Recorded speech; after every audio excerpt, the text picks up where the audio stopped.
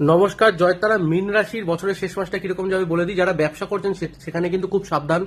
সেখানে কিন্তু অহেতুক ঝামেলা দেখছি। মানে যারা কোনো মিল সিস্টেমে কাজ করেন বা যাদের যদি আপনার আন্ডারে অনেক ধরনের এবং অনেক কর্মচারী কাজ করে, সেখানে কিন্তু খুব ঝামেলা বাঁধবে। কর্মচারীদের মধ্যেও বাঁধতে পারে বা কর্মচারী আপনার মধ্যেও বাঁধতে পারে। সেটা কিন্তু অনেক দূর পর্যন্ত যাবে। যারা চাকরি করছেন তারা চাকরি পরিবর্তন করতে পারেন, যারা পরিবর্তনের কথা ভাবছিলেন অফকোর্স।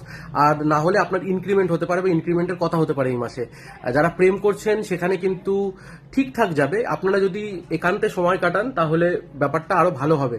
যারা বিয়ে করে ফেলেছেন তাদের জন্য সময়টা ঠিকঠাক। বাড়িতে গুরুজন থেকে থাকলে এবং তাদের অনেক বয়স হয়ে গেলে সেখানে কিন্তু একটা অসুস্থতার লক্ষণ দেখছি এবং সেখানে কিন্তু খরচ হতে পারে।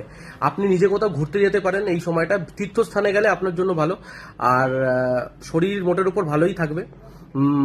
পেটের একটু গোলযোগ দেখছি, আর কিছু না। কিন্তু অহেতুক এই মাসে কারোরকে হেল্প করতে যাবেন না, অপমান